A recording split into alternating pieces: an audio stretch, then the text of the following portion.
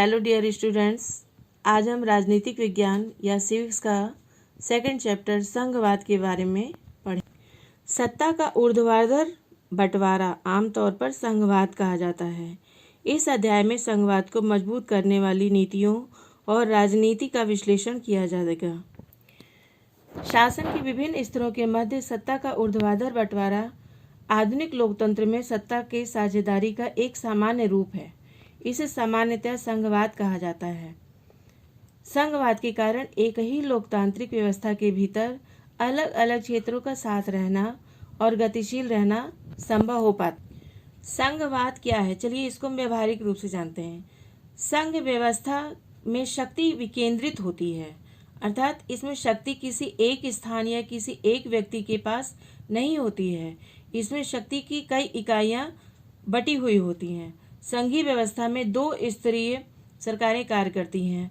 पहले स्तर की सरकार पूरे देश के लिए कार्य करती है। इसके अधिकार क्षेत्र में राष्ट्रीय महत्व का विषय आते हैं।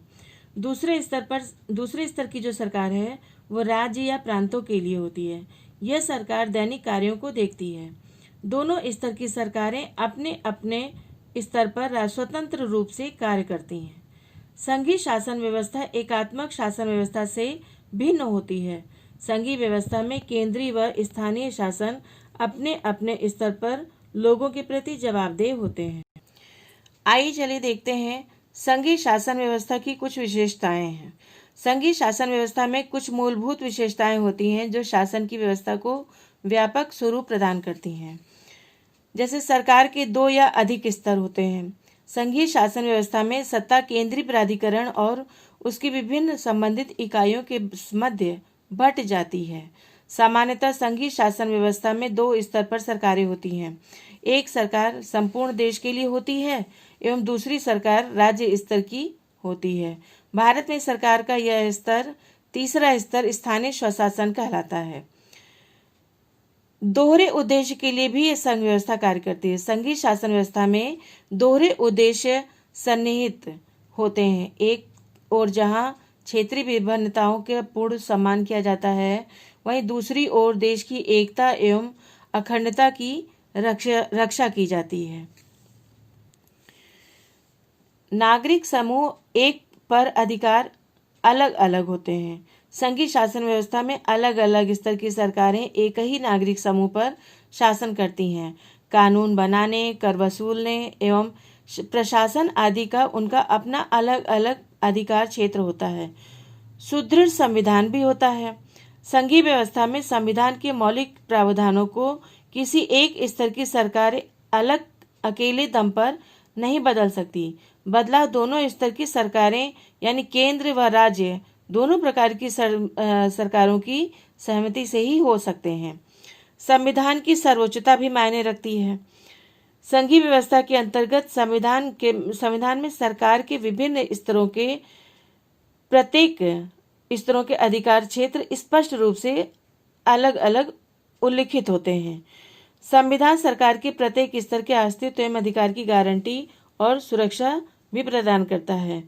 न्यायालयों के सर्वोच्च अधिकार भी होते हैं। संघीय व्यवस्था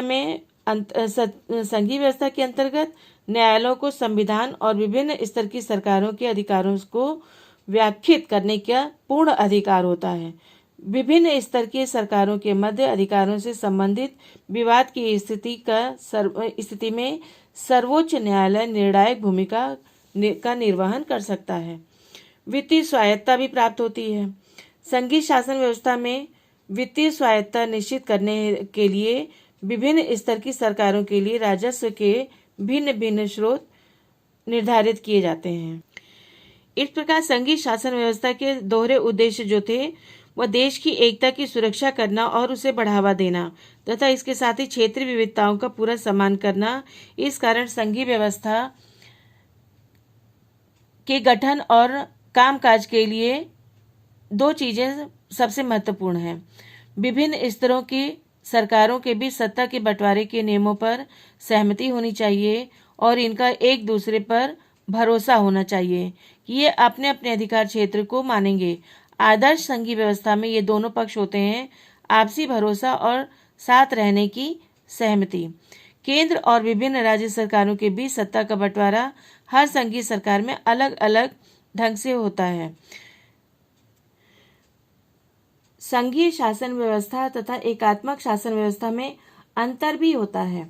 संघीय शासन व्यवस्था में इस शासन के अंतर्गत दो स्तरों पर सरकारें होती हैं। दोनों स्तरों की सरकारें अपने अपने स्तर पर स्वतंत्र होकर कार्य करती हैं।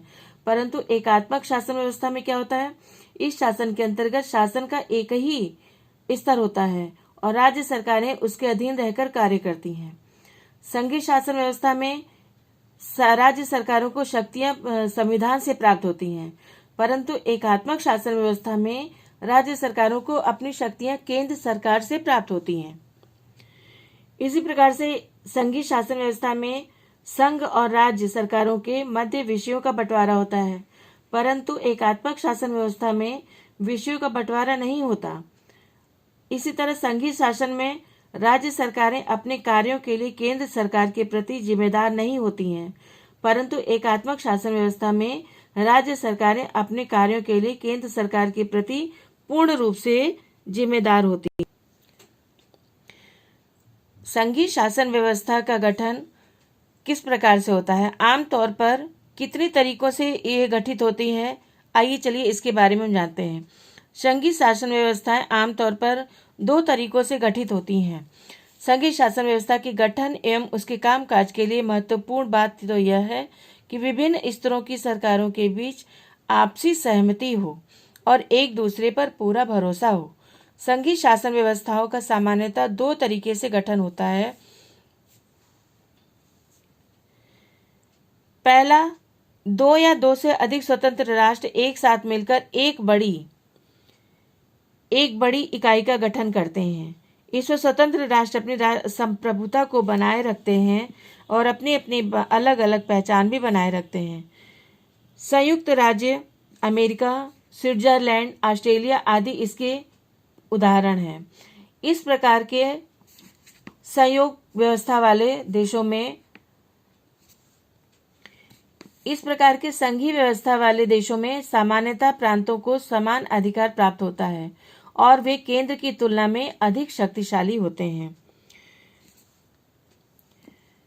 दूसरा तरीका यह है कि बड़े देश अपने आंतरिक विविधताओं को ध्यान में रखते हुए राज्यों का गठन करते हैं और उनके बीच सत्ता का बंटवारा कर देते हैं। भारत, बेल्जियम और स्पेन आदि देश इसके उदाहरण हैं। इस व्यवस्था में राज्यों की तुलना में केंद्र सरकार अधिक शक्तिशाली होती है।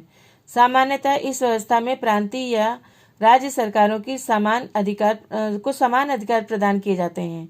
विशेष परिस्थिति में किसी राज्य को विशेष अधिकार भी दिए जा सकते हैं। हमारे देश में सत्ता की साझेदारी की क्या व्यवस्था है? भारत में बहुत अधिक विविधता विद्यमान है। यहाँ अलग अलग धर्मों के लोग निवास करते हैं। यहाँ के लोग अलग अलग भाषाएं बोलते हैं। औपनिवेशिक शासन तथा दुखदायी विभाजन के बाद भारत को स्वतंत्रता प्राप्त हुई। इसके बाद स्वतंत्र राज्यों के विलय की प्रक्रिया शुरू हो गई। 26 जनवरी 1950 को भारतीय संविधान में भारत को राज्यों का संघ घोषित कर दिया गया। भारतीय संविधान के अनुसार भारत में दो स्तरीय शासन व्यवस्था लागू हो गई। पहले स्तर के रूप में संघ सरकार तथा केंद्र सरकार कार्य करने लगी। दूसरे स्तर के रूप में राज्य सरकारें काम करने लगी। आगे चलकर पंचायतों और नगर पालिकाओं के रूप में संघीय व्यवस्था में एक तीसरा स्तर भी जुड़ गया। भारत में तीनों संघीय स्तर के अधिकार क्षेत्र एवं उनकी शक्तियां अलग अलग हैं। उन्हें अपने कार्य क्षेत्र में निर्णय लेने का पूर्ण अधिकार है। इनमें से कोई भी संघीय स्तर एक दूसरे के क्षेत्रों में हस्तक्षेप नहीं कर सकता जब तक भारतीय संविधान इसकी अनुमति न दे। संविधान में स्पष्ट रूप से केंद्र और राज्य सरकारों के मध्य विधायी शक्तियों का बंटवारा किया गया है। हमारे देश में केंद्र व राज्य सरकारों के बीच अधिकारों शक्तियों का संविधान द्वारा उपयुक्त बंटवारा किया गया है ताकि टकराव की स्थिति उत्पन्न न हो सके। अधिकार शक्तियों का संघ सूची, राज्य सूची और संवती सूची के रूप में इसको अलग अलग रूपों में प्रस्तुत किया गया है। संघ सूची, इसमें प्रतिरक्षा, विदेशी मामले, बैंकिंग, संचार और मुद्रा जैसे राष्ट्रीय महत्व के विषय सम्मिलित हैं। इन विषयों में संबंधित समस्त कानून बनाने के अधिकार केंद्र सरकार के पास है। इन मामलों में कोई अन्य हस्तक्षेप नहीं कर सकता है।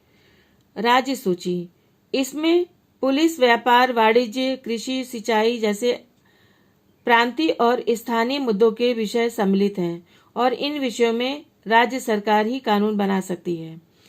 तीसरी है समवर्ती सूची। समवर्ती सूची, इसमें शिक्षा, वन, मजदूर, संघ, विवाह, गोद लेना या उत्तराधिकार जैसे विषय सम्मिलित हैं। ये विषय ऐसे विषय हैं जो केंद्र और राज्य दोनों सरकारों के अंतर्गत आते हैं और इन विषयों में दोनों को कानून बनाने का एक समान अधिकार प्राप्त है। यदि किसी कानून को लेकर मतभेद उत्पन्न होता है तो केंद्र सरकार द्वारा बनाया गया कानून ही मान्य होता है। भारत का संविधान बनने के बाद बहुत सारे विषय विवाद से जुड़े जो केंद्र सरकार के अधिकार में। भारत में बहुत अधिक विविधता विद्यमान है। आपने अभी देखा, भारतीय संघीय व्यवस्था में समस्त राज्यों को समान अधिकार प्राप्त नहीं होता। कुछ राज्यों को विशेष प्रकार के अधिकार का दर्जा प्राप्त है। जैसे जम्मू कश्मीर राज्य का अपना अलग अलग संविधान है। इस राज्य को बहुत से विशेषाधिकार प्राप्त हैं। यहाँ की विधानसभा की अनुमति के बिना भारतीय संविधान के कई प्रावधानों को लागू को नहीं किया जा सकता। अन्य राज्य का कोई व्यक्ति यहाँ भूमि या मकान नहीं खरीद सकता। इसके अतिरिक्त भारत के संघ में कई ऐसी इकाइयां हैं जिन्हें बहुत ही कम अधिकार प्राप्त हैं। इन्हें केंद्र शासित प्रदेश का भी दर्जा प्राप्त है। चंडीगढ़, लक्षद्वीप और देश की राजधानी दिल्ली आदि इसी श्रेणी में आते हैं। यहाँ एक प्रश्न और उठता है कि जो विषय इस सूची में नहीं आते उनका क्या होता है। जैसे फिर कंप्यूटर सॉफ्टवेयर जैसे विषय जिसके अधिकार क्षेत्र में रहे क्योंकि वे संविधान बनने के बाद आए हैं, तो हमारे संविधान के अनुसार बाकी बचे विषय केंद्र सरकार के अधिकार क्षेत्र में चले जाते। राजधानी दिल्ली जो है इसी क्षेत्र में इसी श्रेणी में आती है। इन राज्यों के अधिकार बहुत सीमित हैं। इन राज्यों पर केंद्र सरकार का प्रभुत्व होता है। केंद्र सरकार को इनके शासन से संबंधित विशेष अधिकार प्राप्त होते हैं।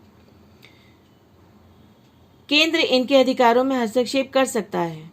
केंद्र व राज्य सरकारों के अधिकारों का बंटवारा स्थानीय रूप से संविधान के अनुसार ही किया गया है। इन बंटवारों में यदि कोई बदलाव करना हो तो यह कार्य आसान नहीं होता है। इस हेतु संसद में बदलाव के पक्ष में 2/3 बहुमत के होना अनिवार्य होता है। साथ ही भारत के कुछ राज्यों में आधे से अधिक राज्यों की विधानसभाओं से संबंधित बदलाव के लिए अनुमति प्राप्त करना आवश्यक होता है। भारतीय संघीय व्यवस्था में न्यायपालिका की भूमिका भी अत्यधिक महत्वपूर्ण है। यह संवैधानिक प्रावधानों और कानूनों पर अपनी दृष्टि रखती है। शक्तियों और अधिकारों के बंटवारे को लेकर किसी विवाद में न्यायपालिका निर्णायक की भूमिका निभाती है। राज्य सरकार और केंद्र सरकार के बीच किसी भी विवाद का निपटारा उच्च न्यायालय और सर्वोच्च न्यायालय में ही होता है। केंद्र सरकार व राज्य सरकार राजस्व हेतु अपने अपने अधिकार क्षेत्र में कर लगा सकती हैं, टैक्स लगा सकती हैं, संसाधन एकत्रित कर सकती हैं। यह अधिकार उन्हें संविधान से प्राप्त होता है। संघीय व्यवस्थाएं कैसे चलती हैं? संघीय व्यवस्था में राज्य कार्य हेतु कई कानून और नियम आवश्यक होते हैं। इनके बिना शासन व्यवस्था सुचारू रूप से नहीं चल पाएगी। लेकिन संघीय व्यवस्था को अच्छी तरह से कार्य करने के लिए केवल संवैधानिक प्रावधान ही पर्याप्त नहीं है। संघीय व्यवस्था में लोकतांत्रिक चरित्र का सही रूप भी होना अत्यंत आवश्यक है। लोकतांत्रिक राजनीतिक चरित्र के कारण संघवाद की भावना, एकजुटता, संस्कृति का आदर सम्मान एवं साथ रहने की इच्छा जागृत होती है। इस स्थिति के कारण ही भारत साझा आदर्श के रूप में स्थगित हो पाया है। इसमें भाषाई राज्य भी अपना भूमिका निभा। ये पुराना मानचित्र है। इसको आप देखिए, इसमें कुछ देश ऐसे हैं जो कि आपके 1947 के तक थे और ये बाद का मानचित्र है जिसमें कि इसमें इस क्षेत्र में बहुत सी चीजें बदल गई हैं। स्वतंत्रता प्राप्ति के बाद वर्तमान क्षेत्र समय पर भारतीय लोकतांत्रिक संघीय व्यवस्था में कई उतार चढ़ाव आए।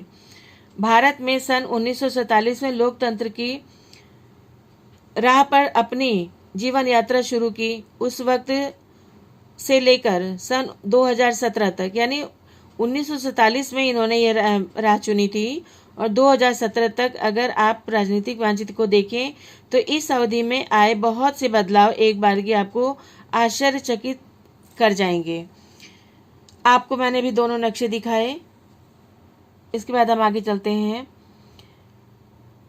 1950 राज्यों के नाम और सीमाएं तो बदल ही गई थी। 1950 के दशक में कई पुराने राज्यों को मिलाकर या उनकी सीमाएं बदलकर नए राज्यों का गठन किया गया। इसका उद्देश्य यह था कि एक भाषा बोलने वाले लोग एक राज्य में आ जाएं। इसके बाद कई राज्यों का गठन उनकी संस्कृति, भूगोल, जातीयता की विभिन्नताओं को सम्मान देने के लिए किया गया। इन राज्यों में नागालैंड, उत्तराखंड और झारखंड जैसे राज्य सम्मिलित हैं। जब भाषाओं के आधार पर राज्यों का गठन हो रहा था तो देश के नेताओं को यह डर लग रहा था कि ऐसा करने से देश टूट जाएगा। यही कारण था कि राज्यों के गठन में कुछ देरी भी हुई। नेताओं की यह आशंका निर्मूल सिद्ध हुई। टूटने के बजाय देश अधिक एकीकृत और शक्तिशाली हुआ और शासन के संचालन में अत्यधिक सुविधा प्राप्त हुई। भाषा नीति को क्यों अपनाया गया? भारत की संघीय व्यवस्था को अनेक बार कठिन परिस्थितियों का सामना करना पड़ा है। भाषा नीति के मामले में कठिन स्थिति का सामना करना पड़ा। भारत में किसी भी भाषा को राष्ट्रभाषा का स्थान नहीं दिया गया है। यह अवश्य है कि हिंदी को राजभाषा माना गया, क्योंकि भारत की संपूर्ण जनसंख्या में लगभग 41% से अधिक लोगों को मातृभाषा हिंदी है। पूरे भारत में हिंदी के साथ और भी भाषाएं बोली जाती हैं, इसलिए इन भाषाओं के संरक्षण का उपाय किया गया। कुछ राज्यों का गठन उनकी भाषा के आधार पर ही नहीं बल्कि संस्कृति के आधार पर किया गया। भारतीय संविधान में हिंदी के साथ ही 21 अन्य भाषाओं को अनुसूचित भाषा का दर्जा प्राप्त है। जैसे देखिए, आप चित्र में देख रहे हैं असमिया, बांग्ला, बोडो, डोगरी, गुजराती, हिंदी, कन्नड़, कश्मीरी, कोंकणी, मैथिली, मलयालम, मणिपुरी, मराठी, नेपाली, ओडिया, पंजाबी, संस्कृत इत्यादि। ये सब भाषाएं क्षेत्रीय भाषाएं हैं।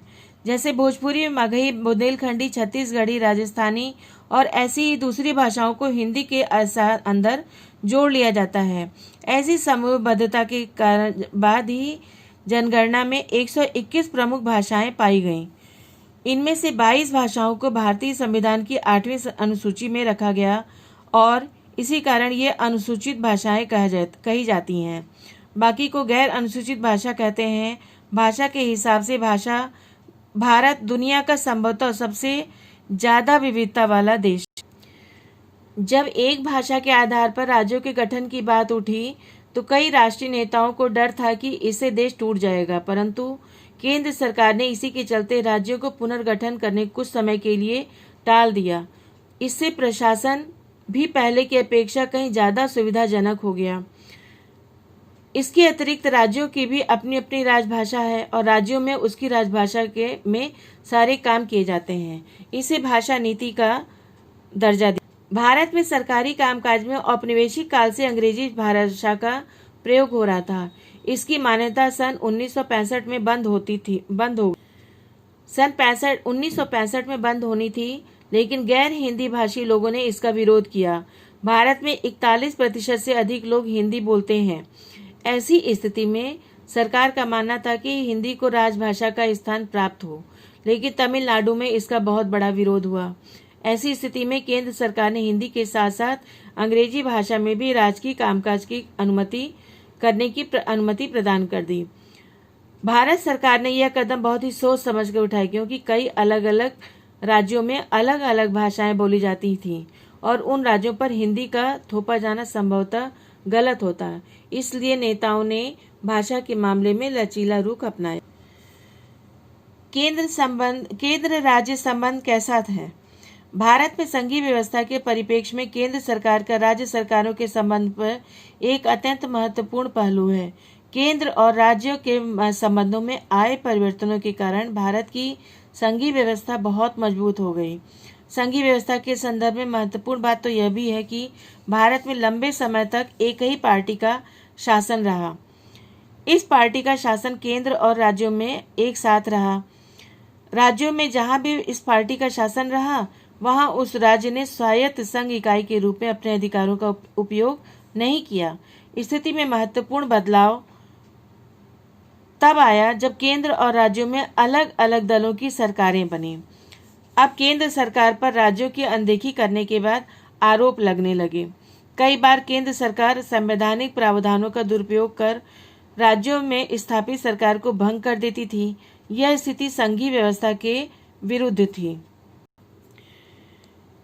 सन 1990 के बाद भारतीय लोकतंत्र में परिवर्तन का दौर आया। देश के अनेक भागों में क्षेत्रीय दलों का उदय बहुत तीव्र गति से हुआ। अब गठबंधन सरकार का दौर प्रारंभ हो चुका था। किसी भी दल के जब लोकसभा में पूर्ण बहुमत नहीं मिलता था तो वह क्षेत्रीय दलों के साथ गठजोड़ कर गठबंधन सरकार का निर्माण करता था। ऐसी स्थिति में सत्ता में साझेदारी और राज्य सरकारों की स्वायत्तता का आदर करने की नई संस्कृति का विकास हो गया। गठबंधन सरकारों के कारण केंद्र सरकार द्वारा अधिकारों का दुरुपयोग कर राज्य सरकारों को भंग करना आसान नहीं रह गया। इस प्रकार आज संघीय व्यवस्था के तहत सत्ता की साझेदारी संविधान लागू होने के तत्काल बाद वाले दौर की तुलना में ज्यादा प्रभाव। भारत में विकेंद्रीकरण समझना बहुत आवश्यक है। संघीय सरकारें 2 या अधिक स्तरों वाली होती हैं। हमने अपने देश में 2 स्तरों वाली सरकारों की चर्चा की है, पर भारत जैसे विशाल देश में सिर्फ 2 स्तर की शासन व्यवस्था से ही बढ़िया शासन नहीं चल सकता। हमारा देश एक लोकतांत्रिक व्यवस्था में विश्वास करने वाला और लोकतांत्रिक प्रक्रिया को अपनाने वाला देश है। संपूर्ण विश्व में इसे अच्छे लोकतंत्र के उदाहरण के रूप में जाना जाता है। भारत जैसे विशाल देश में केवल द्विस्तरीय शासन यानी केंद्र सरकार और राज्य सरकार व्यवस्था से ही काम का सुचारू रूप से संचालित नहीं हो सकता था। भारत के कई राज्य यूरोप के कई स्वतंत्र देशों से भी बड़े बड़े हैं। कई ऐसे राज्य भी हैं जिनकी अलग अलग संस्कृति व पहचान है। इससे सत्ता का विकेंद्रीकृत होना नितांत आवश्यक है। जब केंद्र और राज्य सरकार की कुछ शक्तियों को स्थानीय सरकारों, ग्राम पंचायत, क्षेत्र पंचायत और नगर पालिका आदि में दे दिया जाता था तो यह स्थिति सत्ता का विकेंद्रीकरण कहलाती है। राज्य का विकेंद्रीकरण होना इसलिए भी आवश्यक है क्योंकि भारत में स्थानीय स्तर पर कई ऐसे मुद्दे एवं समस्याएं हैं जिनका समाधान स्थानीय स्तर पर ही हो सकता है। वस्तुतः लोगों को अपने क्षेत्रों की अपनी समझ होती है और उन्हें यह पता होता है कि मूल समस्या क्या है। सत्ता के विकेंद्रीकरण द्वारा स्थानीय लोगों को निर्णयों में सीधे भागीदार बनाना संभव हो पाता। इससे सामान्य लोगों की लोकतंत्र में भागीदारी की आदत पड़ती है। लोकतंत्र के लिए यह आदर्श स्थिति है। विकेंद्रीकरण का स्वरूप बहुत अलग है। भारत के नीति नियंताओं ने विकेंद्रीकरण के महत्व को समझा और संविधान में इसके लिए कई प्रावधान कर गांवों में ग्राम पंचायत, क्षेत्र पंचायत और शहरों में नगर पालिकाओं आदि की स्थापना हुई। विकेंद्रीकरण की प्रक्रिया को और मजबूत और प्रभावी बनाने के लिए सन 1992 में संविधान संशोधन कर बड़ा कदम उठाया गया। इसके अंतर्गत कई व्यवस्था की गई, जैसे स्थानीय स्वशासी निकायों के चुनाव नियमित रूप से कराना संवैधानिक बाध्यता कर दिया गया। निर्वाचित स्वशासी निकायों में सदस्यों और पदाधिकारियों के पदों हेतु अनुसूचित जातियां, जनजातियों और पिछड़ी जातियों के लिए उपयुक्त सीटें आरक्षित कर दी गईं। महिलाओं को समुचित प्रतिनिधित्व प्रदान करने के लिए भी उपयुक्त संख्या में सीटें आरक्षित कर दी गईं। कम से कम 1/3 पद महिलाओं को आरक्षित किया गया। प्रत्येक राज्य में पंचायत और नगर पालिका का चुनाव कराने के लिए राज्य चुनाव आयोग का गठन किया गया। यह स्वतंत्र रूप से कार्य करता है। राज्य चुनाव से आयोग क्या करता है? यह स्वतंत्र रूप से कार्य कर सकता है। राज्य सरकारों को अपने राजस्व और अधिकारों का कुछ भाग स्थानीय स्वशासी निकायों को देना पड़ता है ताकि वे समस्त कार्य सुचारू रूप से कर। सत्ता की भागीदारी की प्रवृत्ति हर राज्य में अलग अलग है। जिन्हें पंचायती राज या ग्राम पंचायत के नाम से जाना जाता है। प्रत्येक गांव में ग्राम पंचायत होती है। इसमें कई सदस्य और एक अध्यक्ष होता है। सदस्यों का चुनाव वार्डों से होता है। इन्हें पंच कहा जाता है। अध्यक्ष को प्रधान या सरपंच कहा जाता है। पंचायतों का कार्य ग्राम सभा की देखरेख में होता है। ग्राम सभा में गांव की मतदाता सदस्य होते हैं। यह ग्राम पंचायत के बजट और कामकाज पर नजर रखती है और इसके लिए साल में 2-3 बार बैठक करती है। स्थानीय शासन कार्य का ढांचा जिला स्तर का होता है, जिसे प्रखंड स्तरीय पंचायत कहा जाता है। कई ग्राम पंचायतों को मिलाकर पंचायत समिति का गठन होता है। इसे प्रखंड स्तरीय पंचायत भी कहते हैं। इस पंचायत के सदस्यों का चुनाव संबंधित क्षेत्र के पंचायत सदस्य करते हैं। जिला परिषद किसी जिले के समस्त पंचायत समितियों को मिलाकर जिला परिषद का गठन किया जाता है। किसी जिले की समस्त पंचायत समितियों को मिलाकर जिला परिषद का गठन किया जाता है। जिला परिषद में संबंधित जिले के लोकसभा और विधानसभा के लिए चुने गए सांसद, विधायक और जिला स्तर के अधिकारी भी सदस्य होते हैं। जिला परिषद का प्रमुख इस परिषद का राजनीतिक प्रधान होता है। इसी प्रकार शहर में नगर पालिका होती है। शहरों में स्थानीय नगर पर नगर पालिकाएं होती हैं और बड़े शहरों में नगर निगम होते हैं। इन दोनों संस्थाओं का कामकाज निर्वाचित प्रतिनिधि करते हैं। नगर निगम के प्रमुख को मेयर कहा जाता है। भारत की लोकतांत्रिक व्यवस्था में सत्ता के विकेंद्रीकरण से संबंधित स्थानीय सरकारों की उपयुक्त व्यवस्था विश्व में अब तक यह सबसे बड़ा प्रयोग है। शक्ति के विकेंद्रीकरण से लोकतंत्र की जड़ें और भी अधिक मजबूत हो गईं। साथ ही साथ लोकतंत्र में महिलाओं की हिस्सेदारी बढ़ी है। इससे उनके अधिकारों में भी वृद्धि हुई है। सत्ता के स्थानीय स्तर पर विकेंद्रीकरण होने पर कई चुनौतियां अभी भी विद्यमान हैं। ये सबसे बड़ा प्रयोग है। नगर पालिकाओं और ग्राम पंचायतों के लिए करीब 36 लाख लोगों का चुनाव होता है। यह संख्या अपने आप में दुनिया की कई देशों की कुल आबादी से ज्यादा है। स्थानीय सरकारों को संवैधानिक दर्जा दिए जाने से हमारे यहाँ लोकतंत्र की जड़ें मजबूत तो हुई हैं। इसने महिलाओं का प्रतिनिधित्व बढ़ाने के साथ ही हमारे लोकतंत्र में उनकी आवाज को भी मजबूत कर दिया है। भारत में स्थानीय सरकारों की यह नई व्यवस्था विश्व में लोकतंत्र का अब तक सबसे बड़ा प्रयोग है। यह चैप्टर आपका समाप्त हुआ चिल्ड्रन। यदि आपको यह वीडियो अच्छा लगे तो इसे लाइक करें, शेयर कीजिए और सब्सक्राइब भी कीजिए।